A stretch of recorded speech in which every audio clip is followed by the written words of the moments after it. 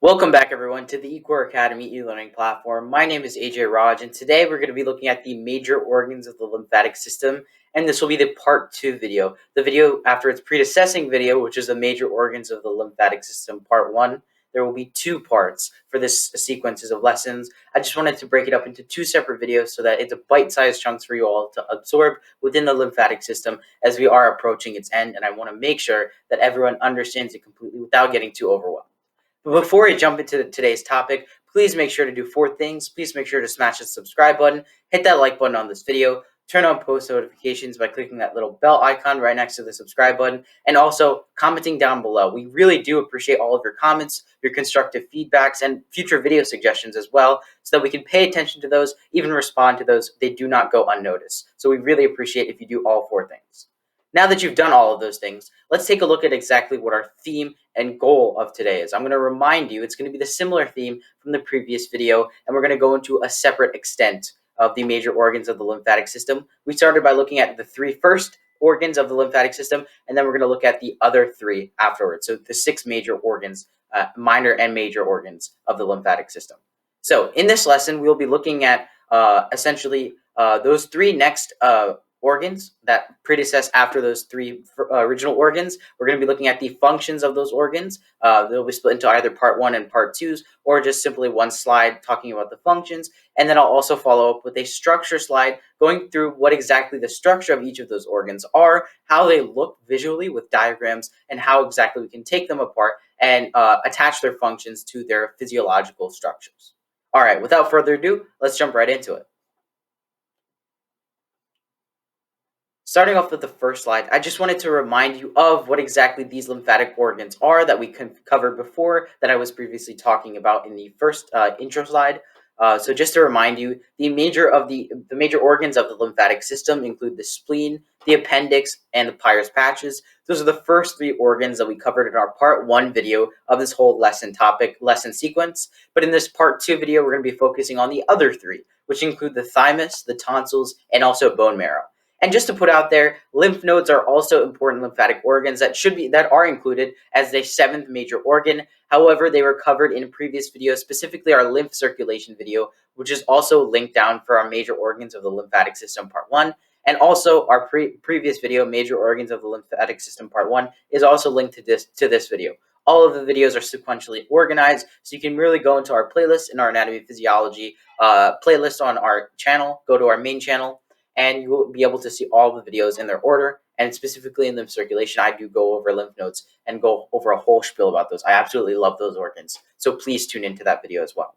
All of these organs are involved in the process of transporting, filtering, and flushing out lymph. Therefore, they have lymphatic purposes. They're not entirely just a part of the lymphatic system. They're shared amongst many different systems and also of their own components and compelling structures, but they do have functions that essentially create and factorize themselves to essentially utilize them working together in order to help with the lymphatic system overall, flushing, filtering, and transporting lymph throughout the body.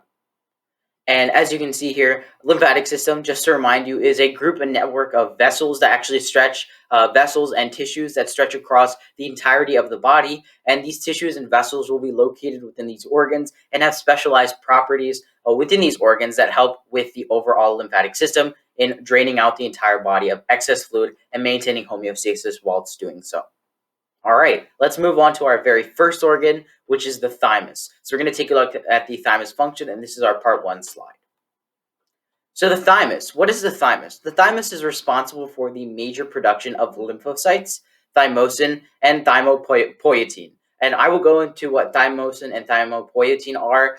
Those are 2 fluids that are also found in lymph that help in breaking down proteins and actually reutilizing them for other major processes and major materials within the body, such as reconstructing new proteins and utilizing those dead amino acids and red blood cells to construct proteins to use throughout the body and circulate throughout the body. So it develops and produces lymphocytes, thymosin, and thymopoietin in the body for hormonal stimulation and regulations. So obviously thymosin and thymopoietin help in stimulation and the regulation of hormones in the body, specifically with the controlling of amino acids, and it also helps the immune response, which has to do with the lymphocytes. So we're going to tune in specifically to the lymphocytes. That's what we're really here for with the lymphatic system. That's what applies to the lymphatic system. So you've heard about lymphocytes in my previous video, my part 1 video of the major organs of the lymphatic system. But just to reinstate what the two specific types of lymphocytes are essentially types of white blood cells. These white blood cells are, of course, responsible for fighting off these pathogens. They're the other extent of the red blood cells, which are responsible for transporting oxygen throughout the body. The white blood cells are what actually protect the body. And the two types of lymphocytes, which are a specific type of white blood cells, are the B and T lymphocytes. So the B lymphocytes are responsible for producing special antigens in order to detect foreign pathogens and essentially produce a response. So they're responsible for going through and signaling and checking through all of these different cells that are entering the body, and it will essentially tag onto foreign invaders with certain pathogens that signal for T lymphocytes to come and attack them, essentially, and break them down, essentially kill those viruses and those foreign bacteria to the best of their ability. So the T lymphocytes are responsible in the immune defense by killing organic cells of the body that have been affected by the pathogen to inform monocytes. So the T lymphocytes are responsible in the immune defense. They will also, not only will they kill these cells, but they'll also help in detecting and signaling for other monocytes to kill other major cells that have already been infected, and all the root-causing cells as well, the actual foreign pathogens and all infected cells. So the lymphocytes and monocytes both work together in killing off the cells directly. And of course, right here on our left-hand side, we have our T lymphocyte. So as you can see here, the T lymphocyte and the B lymphocyte have different structures. So the T lymphocyte, as I said, is mainly responsible in the immune defense and the signaling to monocytes to actually get in there and kill those cells off. So they'll actually attach onto these foreign pathogens. As you can see here, these little red specimens right here, they're all foreign pathogens. So it essentially attaches on and consumes those foreign pathogens.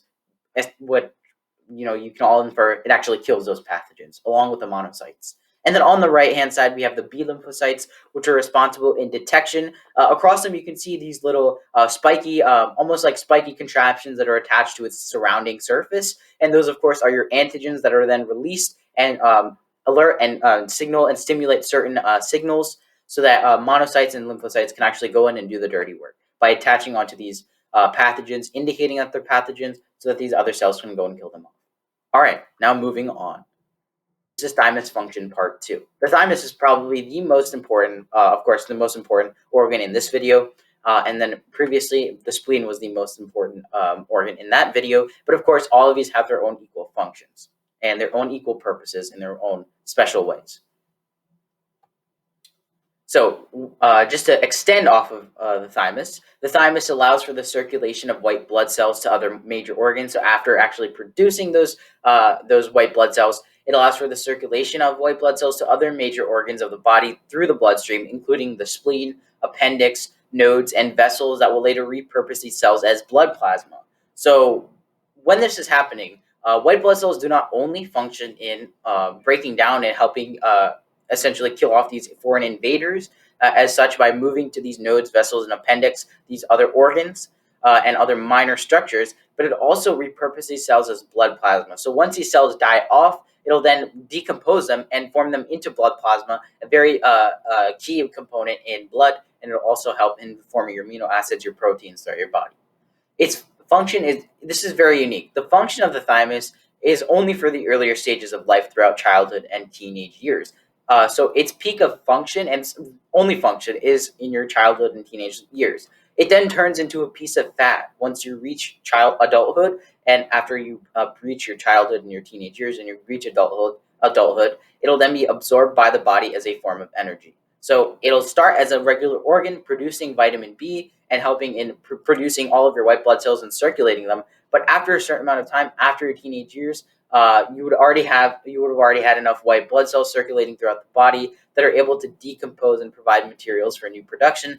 Therefore, it would then turn into a piece of fat that would be absorbed by the body as regular energy once you're in adulthood. So it would essentially be non-existent by the time you're an adult. So just to recap what I just said, so you'd start off from childhood. The thymus would function to produce white blood cells and circulate them. Then once you reach adulthood, It functions as an energy source once transferred into fat. It'll be absorbed as calories and as fat, just burnt off by the body. All right, now let's move on to the thymus structure. So the thymus is considered to be a single non-paired organ that is located in the mediastinum or the neck region. It's located right underneath your thyroid gland. So if you think about this, this is the very base of essentially your throat. It's located right underneath it. It's a very, very small organ composed of two lobular halves. So it has two little halves, just like your lungs, actually, two small halves that both have the same process. Nothing else is different.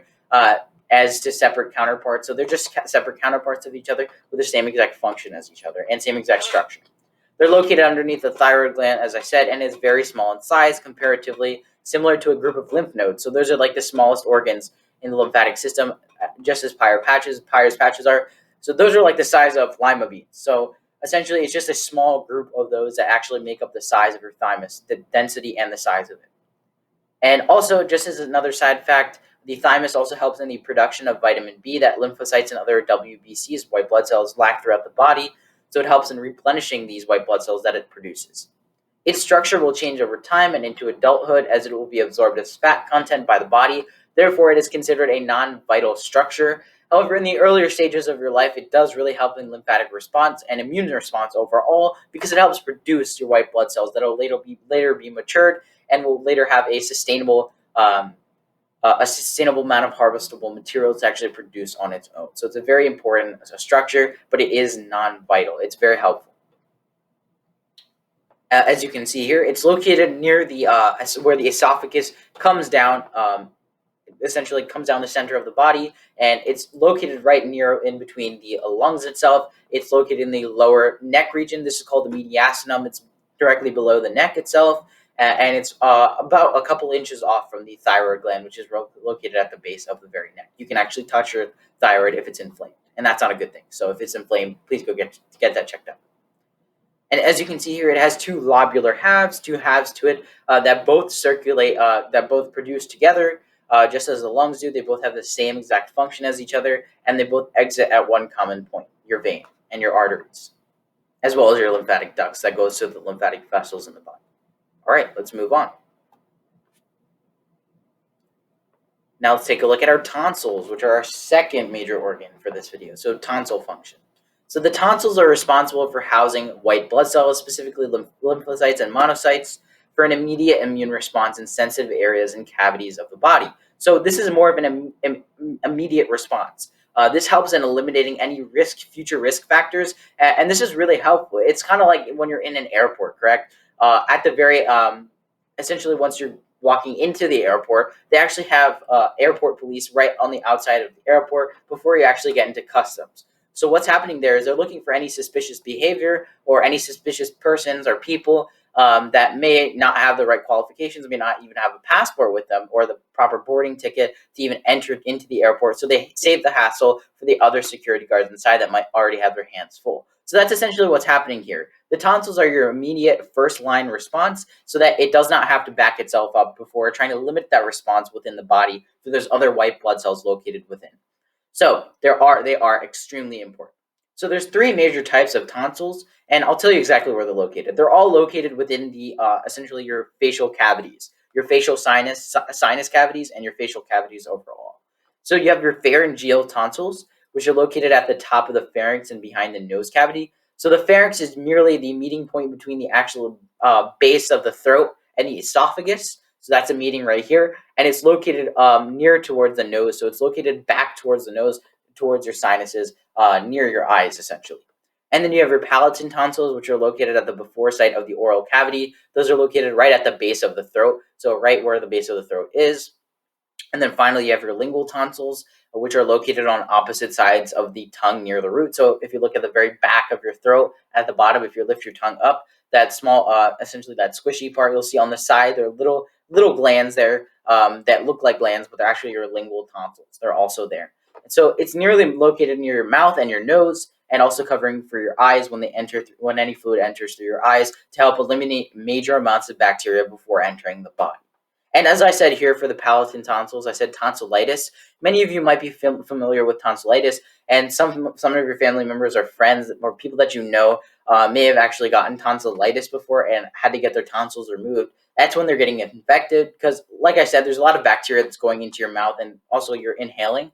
So the tonsils are actually risking a lot, and they're going through a lot to actually push through and kill those bacteria off. So they can get infected, and oftentimes they will have to be removed. So these facial cavities are the most sensitive areas. Therefore, that's why the tonsils are specifically located there and nowhere else. Not like in your pores or anything. They're specifically located at the most susceptible parts, which are your facial cavities. And this is where COVID actually lurks. So COVID can cause its devastation once it makes contact with those cavities. That's why if you go outside and you make contact with something that you think might be a little bit suspicious, at least, or you might have a suspicion that it could have COVID essentially, and you might be like, oh my God, I just touched something that I think has COVID on it. Make sure to wash your hands immediately. And the thing is that the majority of the issue won't actually be in you touching it and it going into your skin or anything. It's if it makes contact with your facial cavity. So make sure that it doesn't.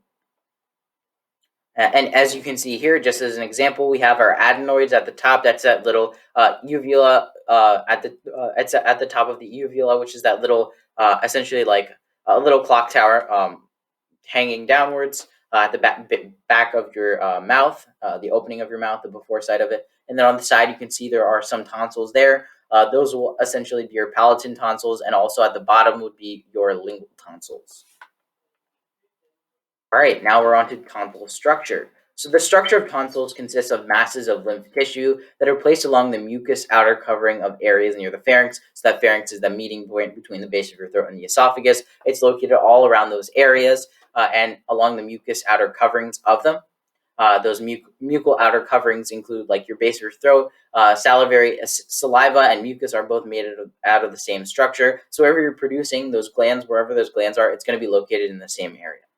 So lymph tissue is covered with epithelial tissue, which is regular skin tissue. Essentially, your tonsils are covered with lymph tissue. They're made out of masses of lymph tissue, and they're covered, the exterior of them are covered with skin tissue. Small pits or crypts are found in the tonsils, which house white blood cells to essentially release them out and kill off any foreign pathogens. And then finally, of course, your lingual tonsils are located on opposite sides of the tongue near the root. That's just as an example.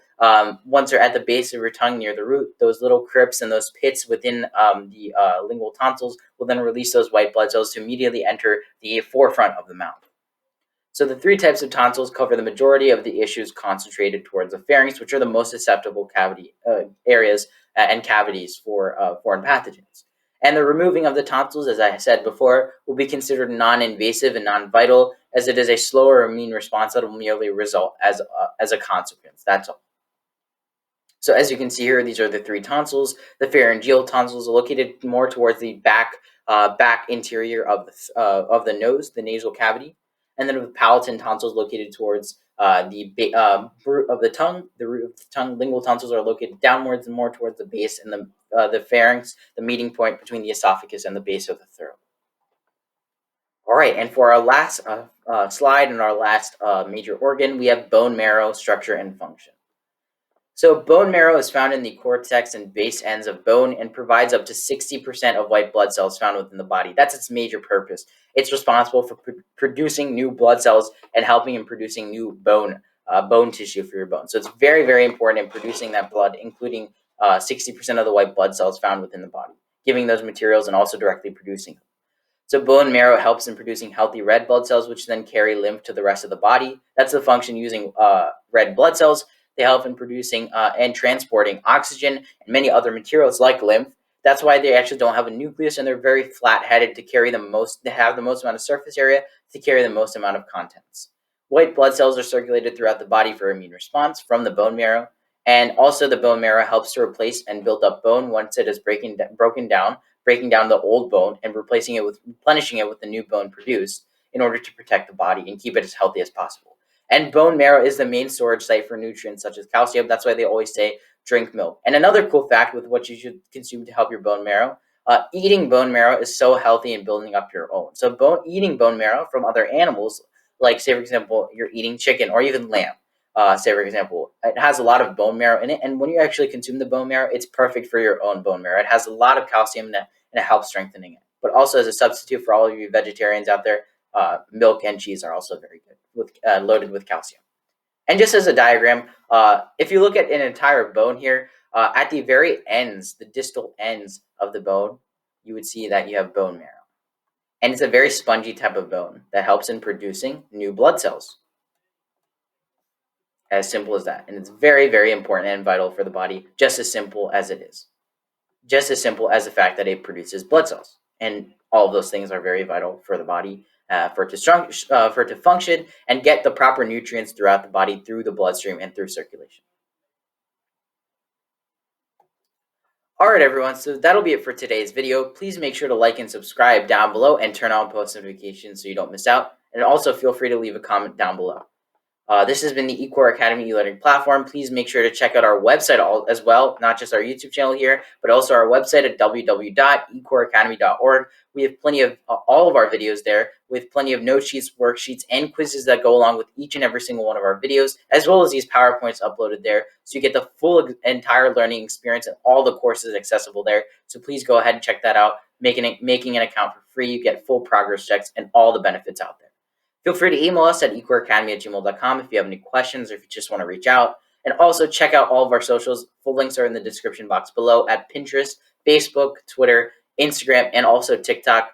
We just recently put up our TikTok. We're going to be putting funny, hilarious, and interesting content that are not just academically related, but are just to get a distraction from your day and just entertain you guys, essentially. So please tune into that as well.